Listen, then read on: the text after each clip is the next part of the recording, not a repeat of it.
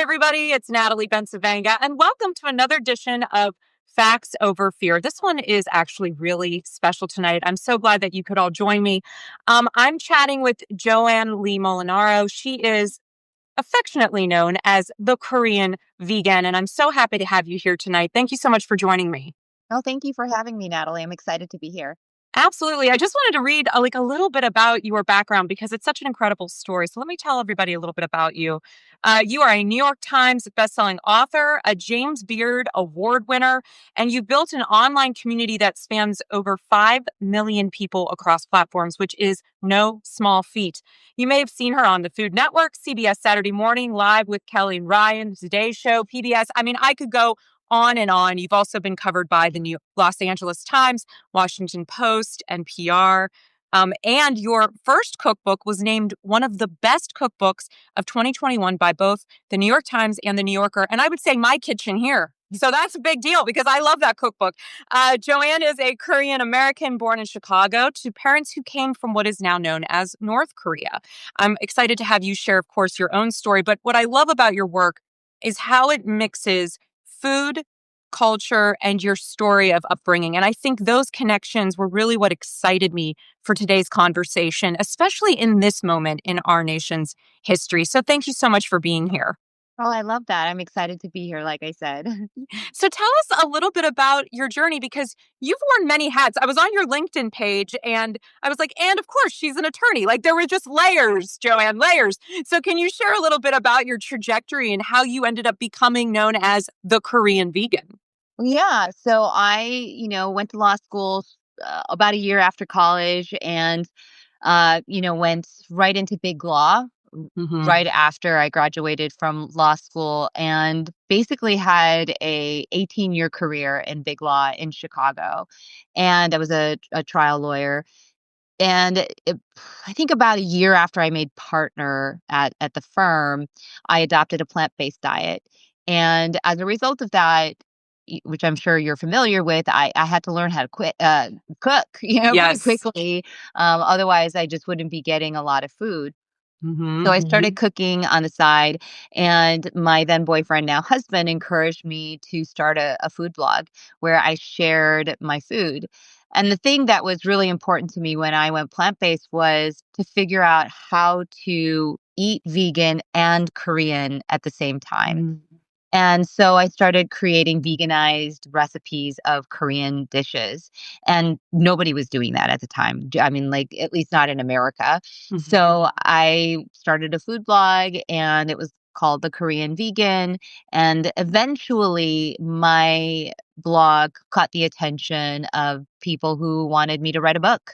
So I acquired a book deal in 2018 and started writing that. 2020, in connection with the book, I decided to start a TikTok, and my TikTok just went super viral. And as a result of that, I ultimately ended up quitting my law firm job and becoming the Korean vegan full time. That's just, I love that story. You're like, and then that happened. Yeah. Boom, boom, boom. Boom, boom, boom. No, I always say people always laugh, but this idea of the overnight success, it's like 25 years in the making. Like people don't see all of the things that it took for you to get to where you are. And I was on your Instagram and I saw a reel that you had done that was really interesting where you were showing sort of about your life and is this what my life is going to be? Was it a hard decision to give up practicing law, something that you had done for nearly 2 decades, had clearly found success in? Or were you like, I want off this wheel and this other thing is going to give me the opportunity to do that?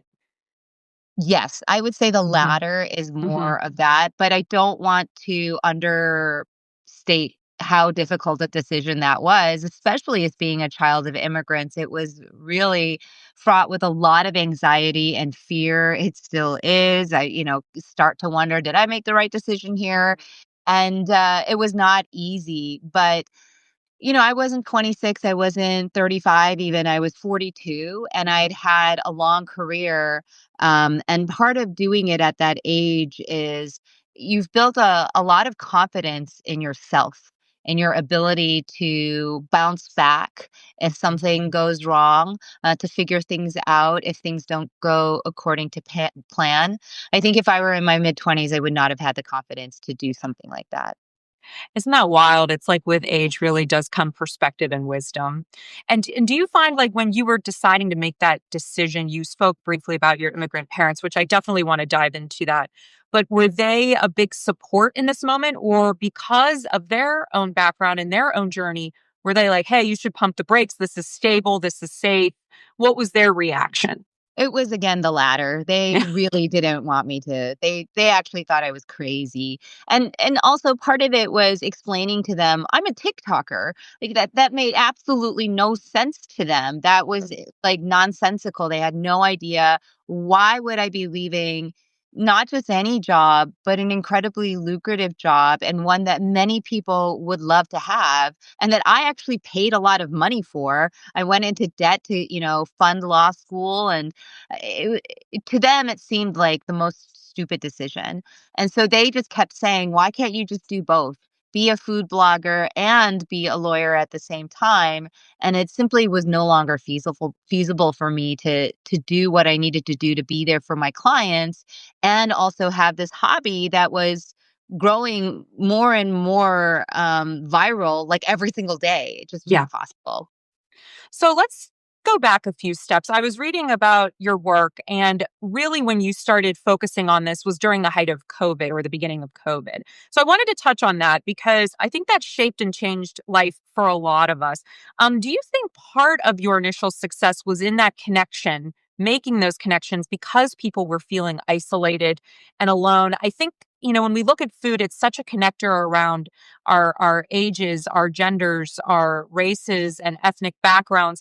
Can you share about how you feel about your family recipes, the things that you enjoyed eating as a child and veganizing them, how that feels to have it so embraced? And do you think part of that was the pandemic that allowed that space? 100%.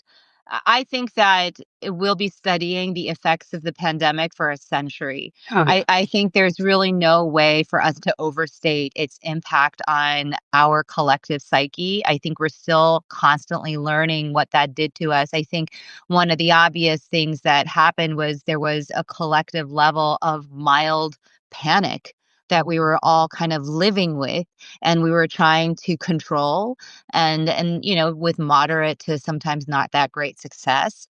And part of controlling that was soothing ourselves with sourdough and banana bread and baking and cooking.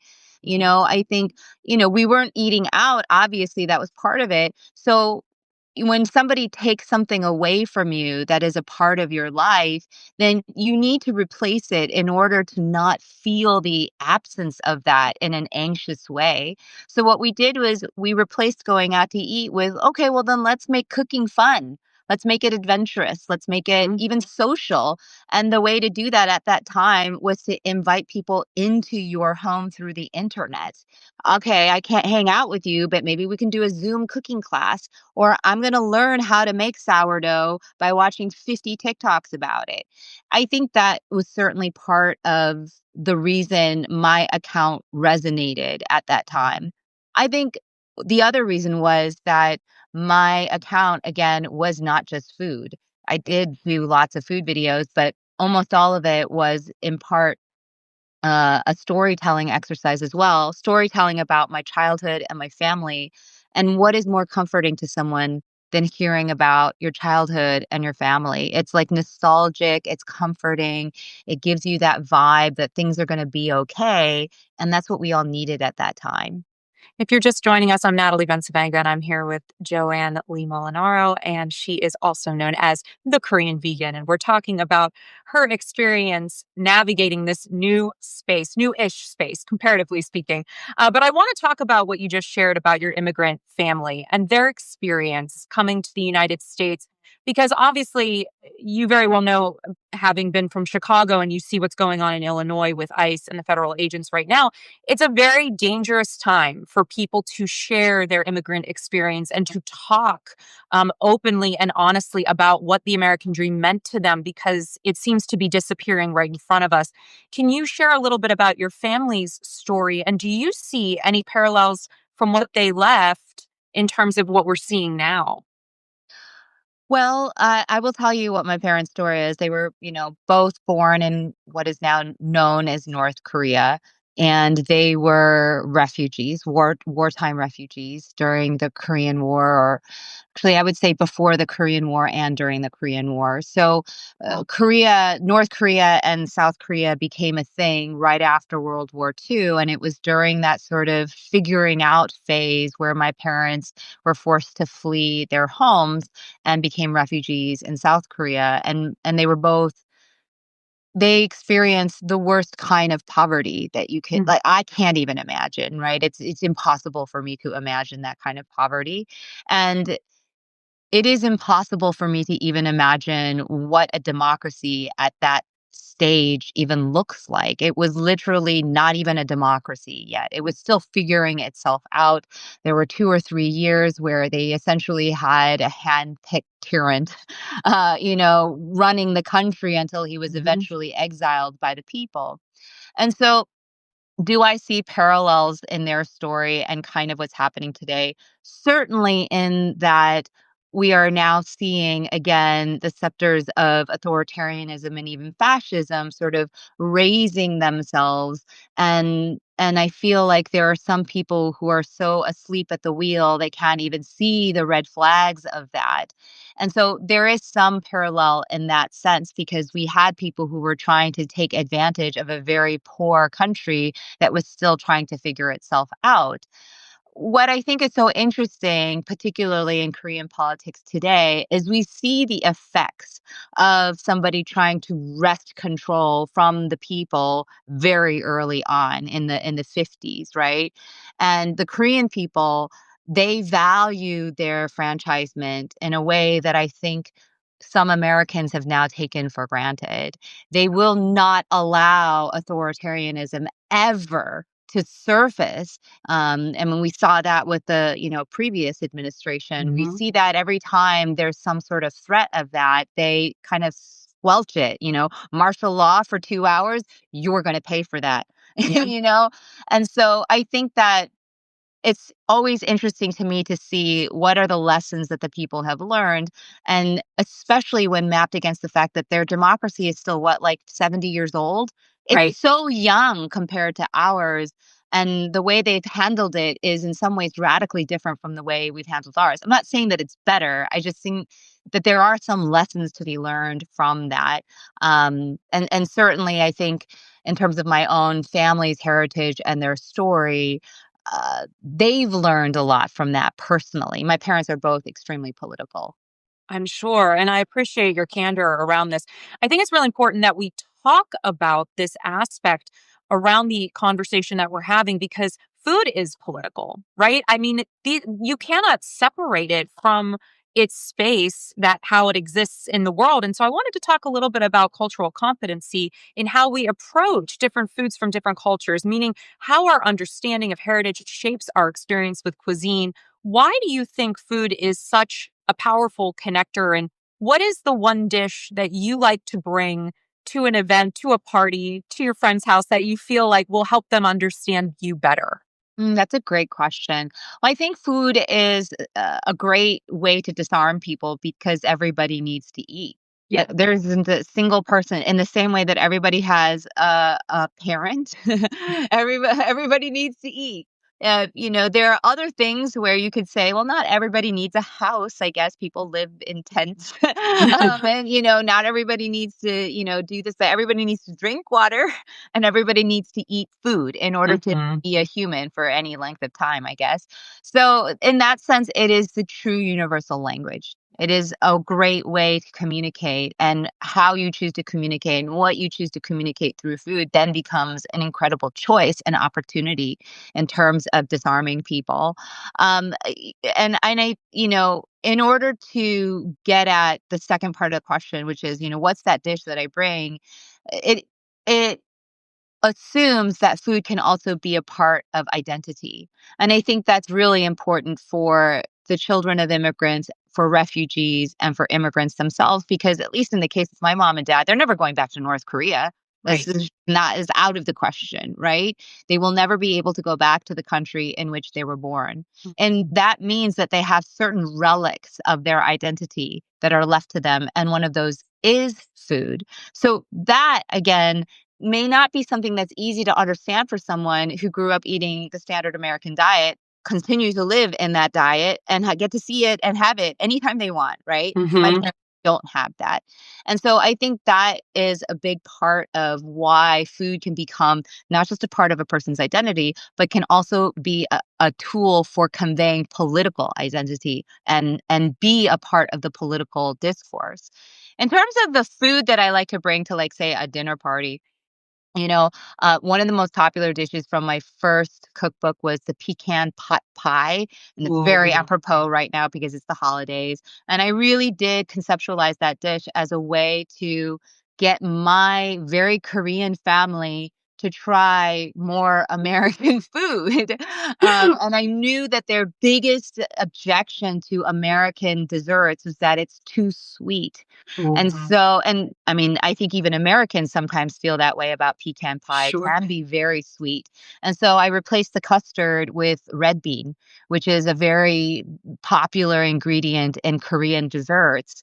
And it's far less sweet, but still has a very custard like texture.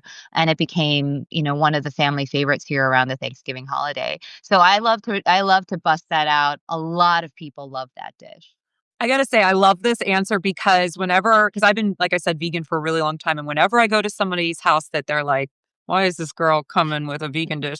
I always bring a dessert because everybody loves a dessert, right? And there are a few staples that I have. So I truly appreciate that. I also think it's funny, your husband's Italian. My family origin is Italian. And so when I decided to go vegan, they were all in like a panic, right? Like, what is she going to eat? How are we going to do this? And so it took a long time with a lot of introducing of new ideas and new foods to get them to understand I could still be a part of all of these family traditions.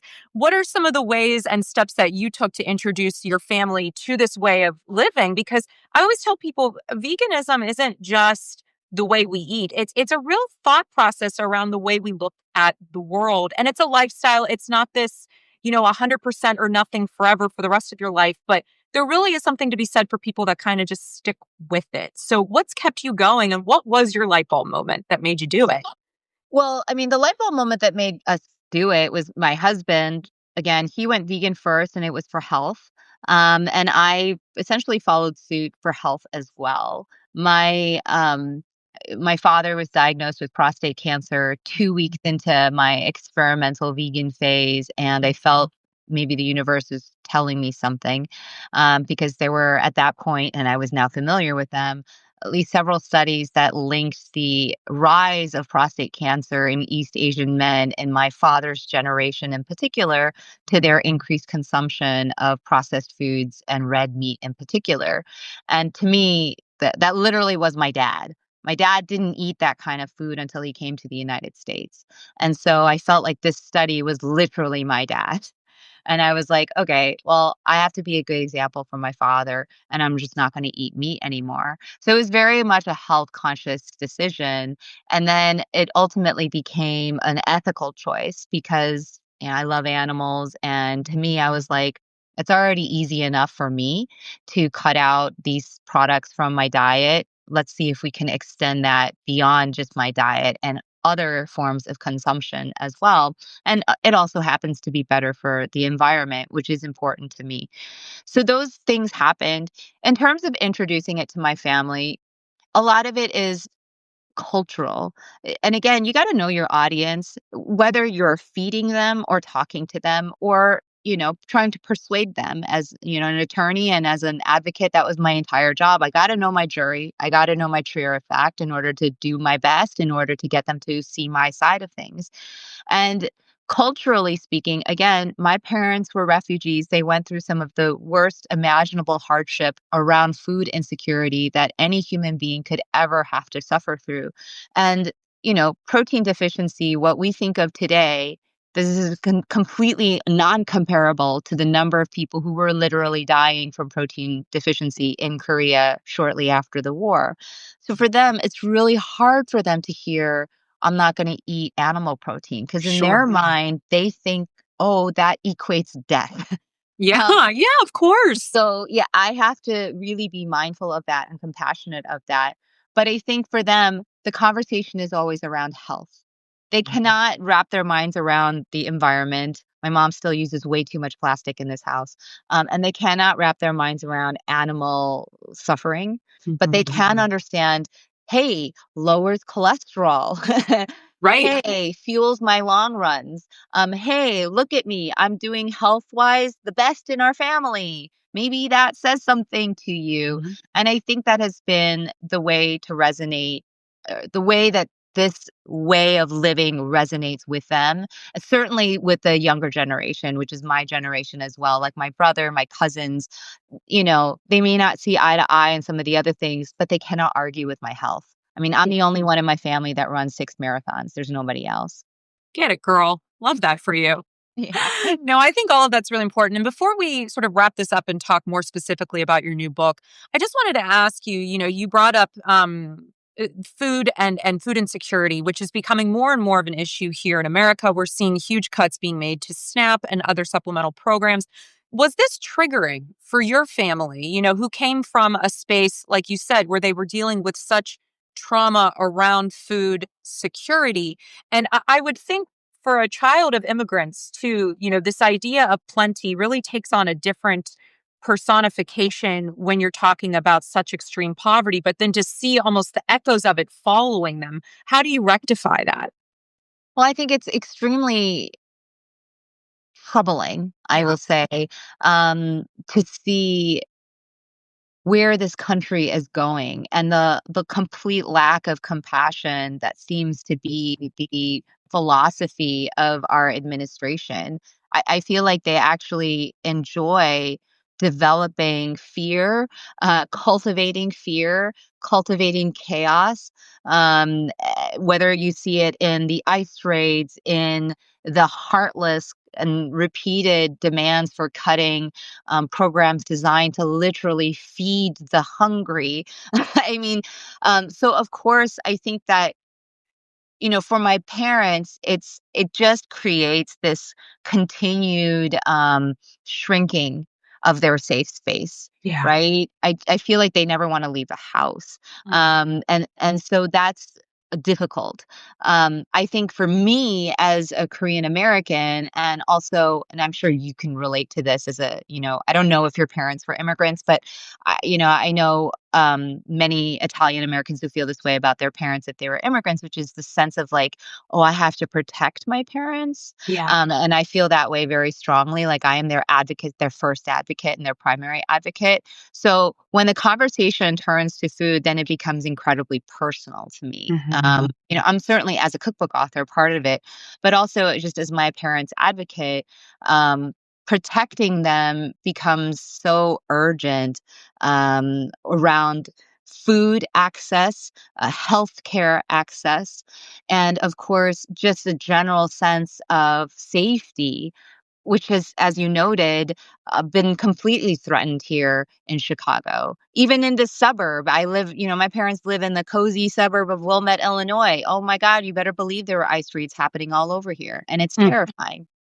It is absolutely terrifying. My family, my parents were not immigrants, but of course my family came from immigrants as well from Italy, and listening to how they related to food having grown up in poverty, especially on my mother's side, you just take on a whole other understanding of the impact that it means to have food at the table. And my grandmother grew everything in their garden. Mhm. If they wanted fish, they'd go to the river because that was their experience. So this idea of there being so much excess in this nation and yet such a mindset of scarcity, it makes no sense. And to your point earlier, it's cruel and it's unnecessary. But what I love about what you do is how you're sort of bridging those gaps between memory and that collective sense of belonging through a cuisine that maybe some people had never tried. I have to tell you, before I had your first cookbook, Korean cuisine was not something I really touched because I was intimidated, right? Like the flavor profiles and the types of food that I had to go and source, it was always something that I was like, I want to explore this, but I'm not really sure how to access it. And your first book, The Korean Vegan, made it so easy to, kind of come into that space. And I really felt connected to you. And it's such a beautiful book. So when you set out to write your newest cookbook, The Korean Vegan Homemade, what did you want people to take away after they flipped through it, read it cover to cover? And what are you hoping they try from it? Yeah, so that's a great question. I The theme of cookbook number 2 is really comfort food. Which I love. Yeah, it's It's comfort. my favorite. Yes, I wanted you to feel soothed and comfortable Mhm. by the recipes in this book, and it was really, the concept for it was this idea that sometimes we're not able to access the external things that comfort us, whether it's our family or our friends, your partner. They're either not physically or emotionally available to you to be comforted by them. And so, what this book is designed to do is to empower you to comfort yourself. Mm. And so that's why the food is called, homemade. These are all of the things that make me feel so comforted, like kimchi mac and cheese, kimchi Oh, cheese fries, um, uh, like chocolate cake. These are the things that make me feel like, oh yeah, this is comfortable. I can get comfortable with this. And I really wanted people to feel that. And the opening essay, of course, is about how my grandmother, very Korean grandmother. She never said, "I love you." I literally don't think she ever said those words to me in my mm. entire life. She never said, "I love you," but she said it every day with the way she prepared food for me. Oh, And of course, my grandmother's not here with us anymore, but I still learned that lesson from her. And the idea is you can tell yourself all of the things that your grandmother either didn't say or cannot say anymore by cooking these foods that make you feel that same feeling of being loved, being comforted, being sort of swaddled by that food. that's so beautiful. You're gonna make me cry. I love that. I love that sentiment. I think the wisdom of our grandmothers definitely still lives within us if we're lucky enough to just hear it. As we wrap this up, what are you going to be making this holiday season that unlocks a memory for you? Oh, yeah. Okay. So my mother and I were just talking about what we're making for the holiday. So we're making a dessert that's from the cookbook, the Korean Vegan Homemade, and it's the apple put tartlets. And again, borrowing that red bean paste to sort of, merge the two parts of my identity, the Korean, but then we're going to turn them into tartlets. So we're going to get some, the pastry, puff pastry, and then we're going to chop up some walnuts and some apples, mix them together with the red bean paste and bake them up in the oven, and they turn into these little tartlets, and they're so good and they're so easy to make. So we're gonna do that, and then sort of a nod to my husband who loves baked pasta more than anything in life. I can't imagine why. Yeah. I'm making a rigatoni pie, and I just developed the recipe for this like maybe 2 weeks ago, and he's absolutely in love with it. So we're gonna make that as sort of our main, and then we'll have a very Korean-y salad to go with it, and some potatoes and things like that. My sister-in-law is gonna make kimbap, which is that viral, Mm. maki roll, the Korean one. And so we'll have that as well. So it's going to be a very multicultural affair, as it always is. That sounds so awesome. Okay, I'm crossing my fingers for the third cookbook to be maybe like the Korean vegan goes to Italy. Oh my God. I picked that book 10 times. Oh, I love that. Love that. That's all so wonderful. Joanne, it was such a joy and an honor to connect with you. I would love to have you back to talk more on the impacts of culture, food, and our immigrant stories, if that's something that you'd be open to. I would love to. And it was an absolute pleasure to chat with you today, Natalie. Thank you so much. If people want to learn more about you, or more importantly, if they want to check out your cookbook, where can they go? TheKoreanVegan.com. I'm at the Korean Vegan pretty much everywhere, including here on Substack. But you can find my book anywhere books are sold. Wonderful. Well, thank you to everybody who joined us live. I'm going to be posting this shortly. So if you just caught part of it, don't worry. You'll be able to watch the full thing very soon. And as always, until next time, please take care of yourselves and each other. Have a great night, everybody.